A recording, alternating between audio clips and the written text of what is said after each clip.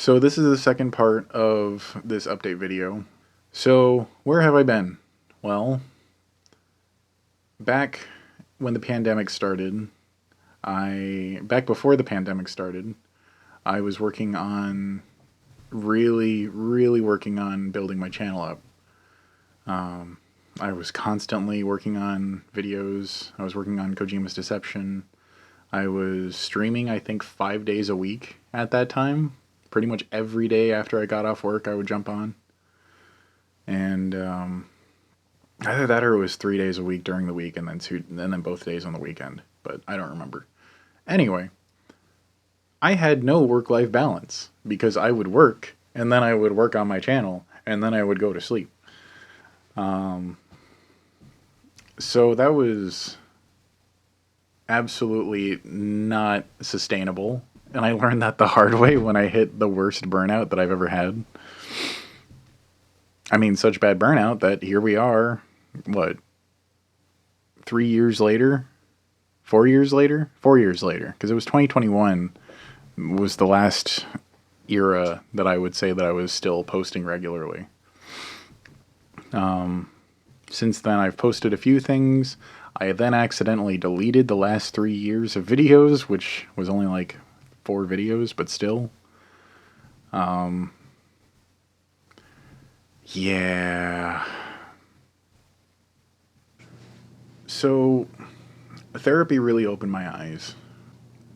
It opened my eyes to just not being so hard on myself, not holding myself to an unfair expectation. And also creatively, it helped me to have a clearer mind to be able to make different decisions. Decide on things that are worth investing the time into, decide on things that aren't worth investing the time into. Being more critical of myself when I'm coming up with different theories, and spending more time deciding if it should actually make it into the video. Unfortunately, that has had the side effect of taking fucking forever to get a video done, but that is not going to remain for much longer. That's why these update videos are getting made, is so that I can finally get back on the channel, give you guys an explanation, and hopefully we can just move forward and things can be better. So, we'll see. That being said, it was, I believe I said in the video it was late 2022 or late 2021, early 2022. I ended up deciding to take the plunge into Twin Peaks. At the time I had Hulu and it was on Hulu, and I decided to do so because Hideo Kojima cited Twin Peaks as the inspiration for Death Stranding, at least in its tone. And holy crap, that completely changed my life. I mean, man,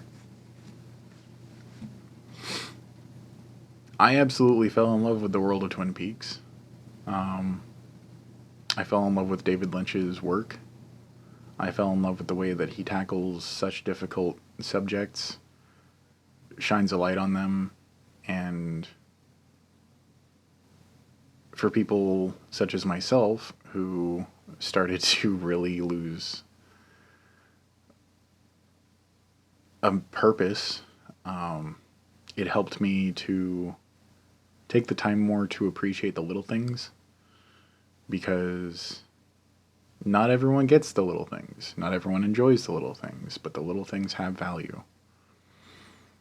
But anyway, another part of why I've been gone so long was I was working on audiobooks for some family, and that is a big part of why I got so much better at working on audio.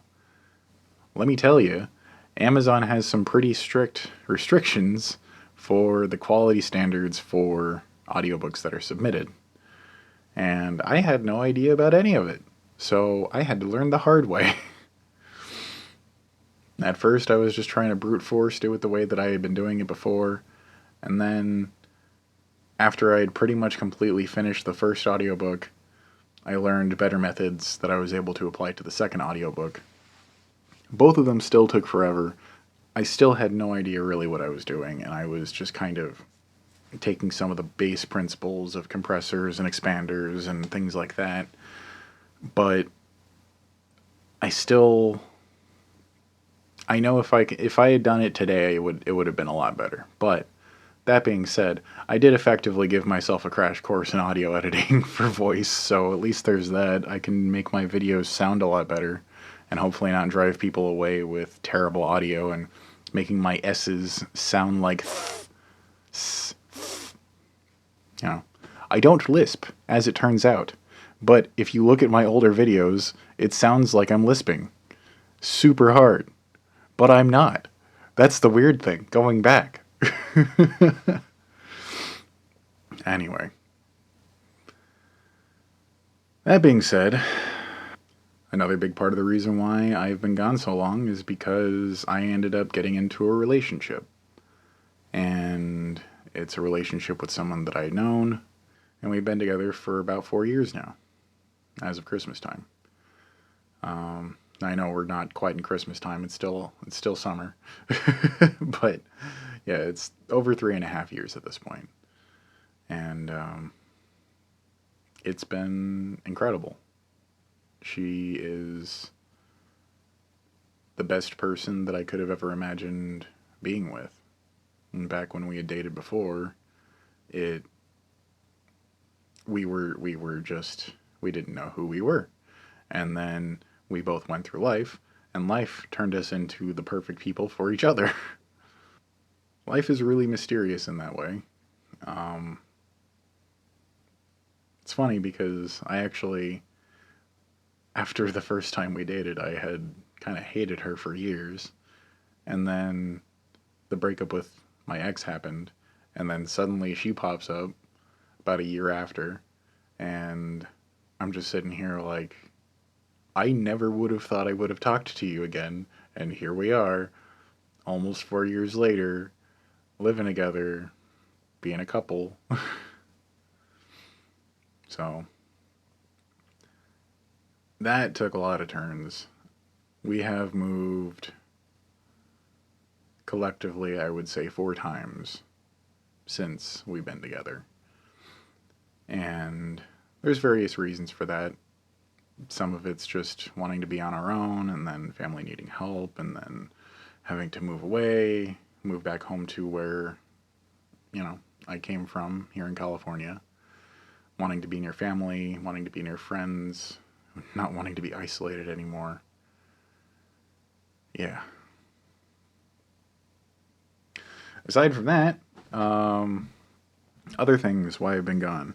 I started working on Enter the Snake Tricks. That, like I said, I think that actually took me a little over a year, a little under 2 years, something like that. God, the original release of that was terrible. I had haters that were popping on old shit, and I'm just sitting here like, you don't even know. You really don't even know if that's what you're fucking coming in here with. Just immediately angry about something that has nothing to do with what I'm making here. But, some people just hold on to anger their whole lives, and you can't let that get to you. To some extent, I can understand why people were so upset at the time. But we're talking about 2023 and 2019. It had been 4 fucking years. I had pretty much been dead silent since 2021, so 2 fucking years. And suddenly, I was just bombarded with a bunch of haters. Of course, there were plenty of people that were supporting, but because so many people didn't like the video, it just, It doesn't help that the intro was absolutely terrible. Like, the first fucking 10-15 minutes was something that could have been its own video. But I didn't realize how important a hook was because I had gotten so used to having a semi-dedicated audience from the NBGO community. That is not a community that I want to associate with anymore, although every once in a while I do peek in there.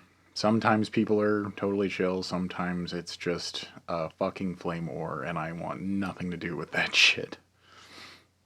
Got enough stress in my life. I don't need fake stress of just people bitching about opinions. It's just so stupid. I wish I had known how stupid it was back then, but I I still had a lot of growing to do. I was still in that arrested development.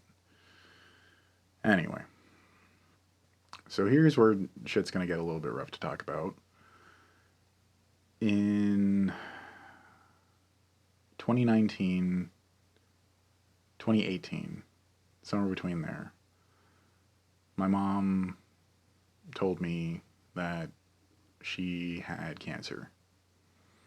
And at the time, I was freaked out, but then she told me, actually, this is a rare kind of cancer that is known to be receptive to chemotherapy. So I was slightly relieved, but I wanted to see the results of what would happen. Thankfully, it did end up going into remission a couple years later, and she started feeling better. But then she ended up getting lung cancer, and it was not responding to the chemotherapy. She kept getting sick. And finally, she called me and told me that she was terminal. And then my stepdad called me and told me she's now on hospice and you need to come see her. At the time, I was still across the country, and if it wasn't for my stepdad, I would not have been able to go and say goodbye. But my stepdad and my uncle. My stepdad paid for the tickets for us to be able to fly out, and my uncle paid for the Airbnb that we all stayed at. And it was terrible, but it was also incredible to see all the family and all the friends, everyone that loved my mom, coming and saying goodbye and sharing memories, sharing in her final moments.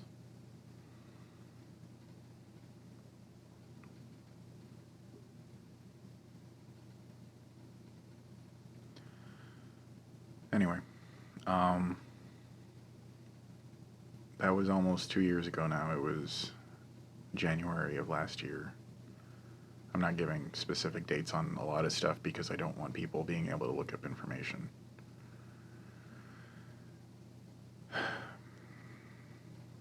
Ever since then, I've had to do a lot of growing. And I've had to learn how to cope with death. Up until recently, I haven't really had a lot of death in my life. But then I lost my mom, and then 2 months later, I lost my grandpa.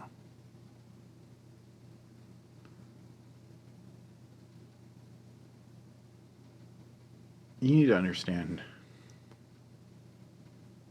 my mom raised me.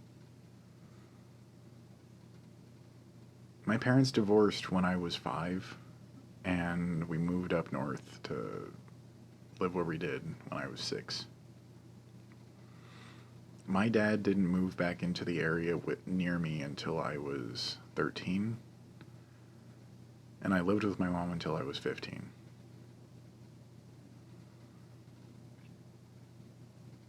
I had a stepdad at the time who is no longer part of the picture, but she was almost exclusively the one who raised me in person.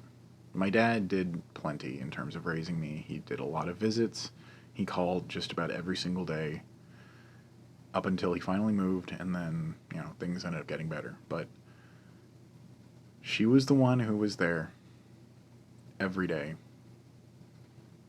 doing everything that she needed to. She gave me so many privileges. She gave me so many wonderful experiences, sending me to go to Disneyland in my freshman year of high school and my senior year of high school, in fact. Sending me to a short summer camp in 5th or 6th grade.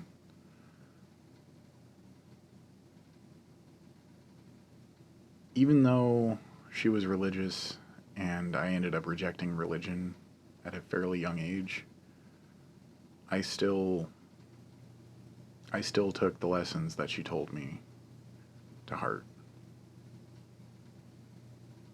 She was the most selfless person I had ever known, and the world misses her. But I am glad that she is at peace.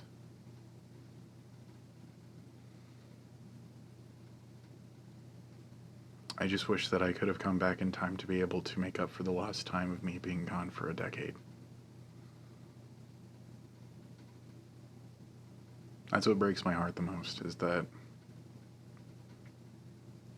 I spent 5 years in Washington because of my ex, because of my relationship with her. I spent almost as long out across the country trying to get better, and then saving up the income to be able to finally move back. And finally, at the time when I was able to move back, she fucking is just gone.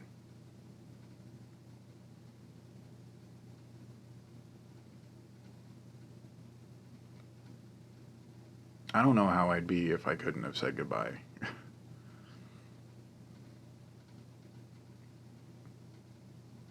Anyway, we're going to go ahead and get off this topic. We're going to go ahead and move forward.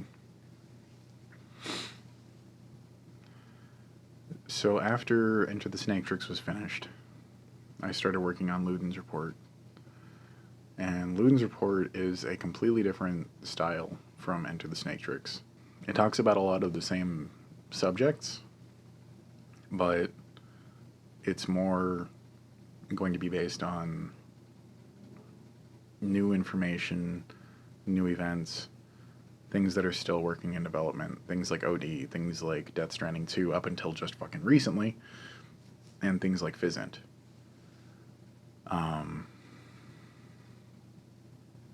But also I want to kind of give some speculation on different things. So because things kept happening, Luden's Report kept getting pushed back further and further, to the point that Death Stranding 2 had at the beginning of its advertisement cycle and then finally released. On the one hand, I wish that I had released the video sooner. On the other hand, I'm glad that I didn't rush it. I'm glad I didn't do what I used to do, which is give myself a deadline and force it to happen no matter what. Granted, in the past, even when I gave myself those deadlines, I still rushed the shit out of it, and I still ended up releasing it late most of the time, at least by a day or even a week. But I'm glad I didn't do that, because I don't know if I would have handled it as well. I don't know if I would have... I feel like I would have probably had some bad takes in there, some bad information that ended up changing. Like I said, there's been stuff added to it, stuff deleted from it. It's constantly been changing. Anyway. So, yeah. I finished the script for Luden's Report. I recorded the audio. I edited the audio. And as I was getting ready to make a portfolio for using Enter the Snaketrix, just basically making like a rough shortcut of different things to try and show my documentary style editing, I realized that the new intro I recorded and the main audio had completely different leveling. And I had to start over on the re-edit. So, yeah, it kind of... shit's been all over the place. Anyway, during the process of working on Luden's Report, I ended up starting to work in Blender, and I was able to do the Blender Guru's donut tutorial from start to finish.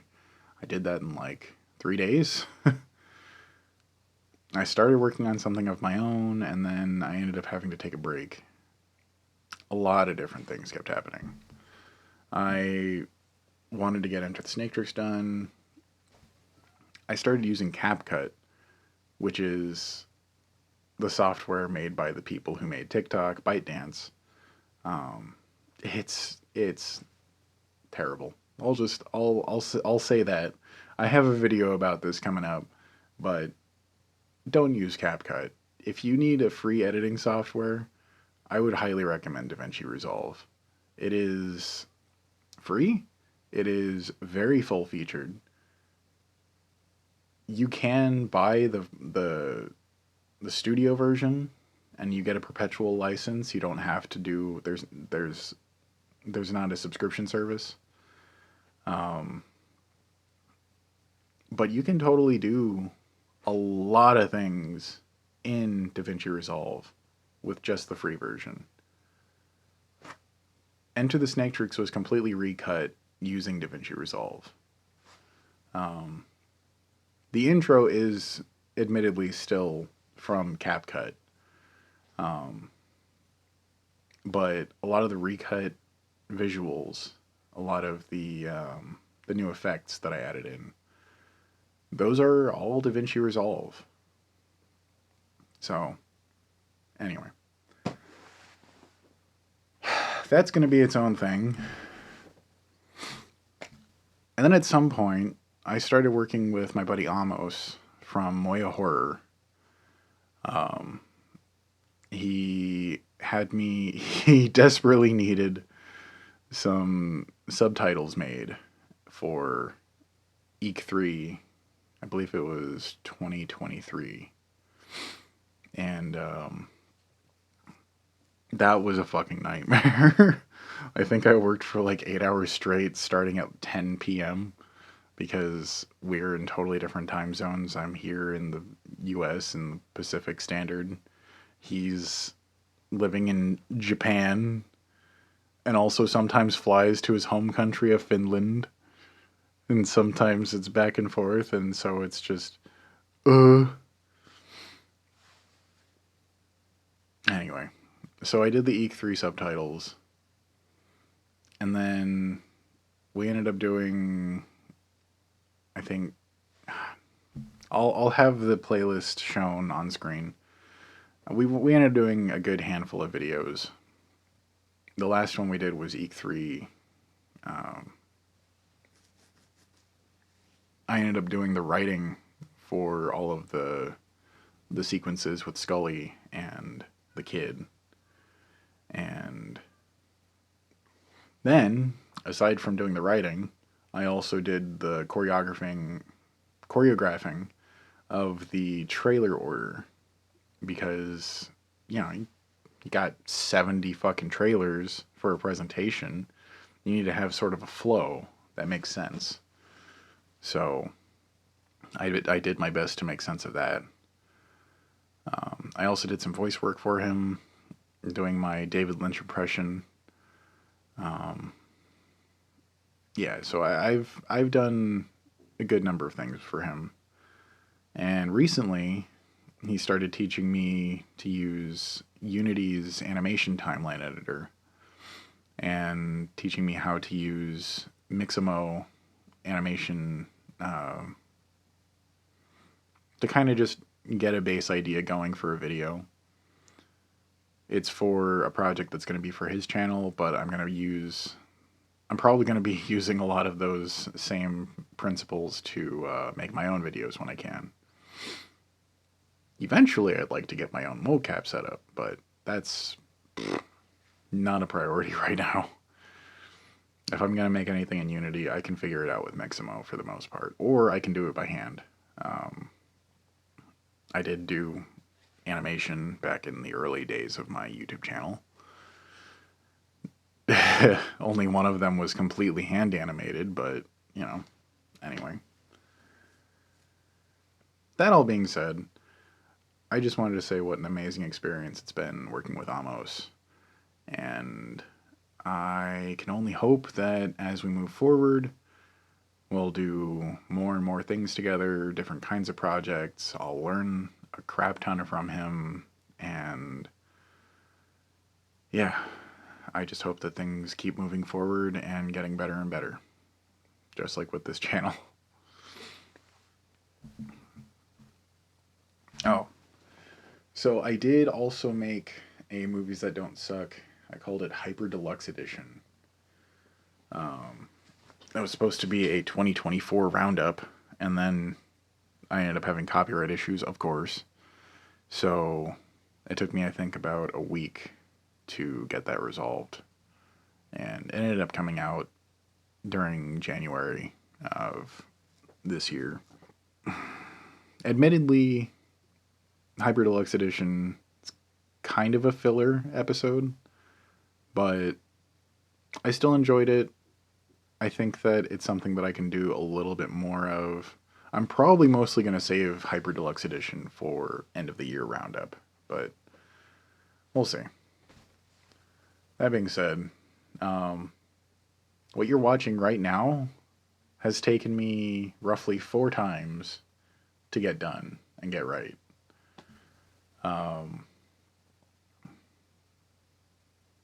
Yeah, I've tried this a few times. Usually the problem is that I didn't think to do bullet points and actually keep this somewhat organized. It's still not really organized, and I'm going to be doing a lot of the organizing and the editing, but that being said, it's at least more organized, and I can at least keep things in their topics. Anyway, that's pretty much where I've been for the past 4 years. Stuff has come out, accidentally got deleted. It's, oh my god. It's been a rough decade, dude. I really hope things can start fucking turning around, because, man, it has just been one thing after another.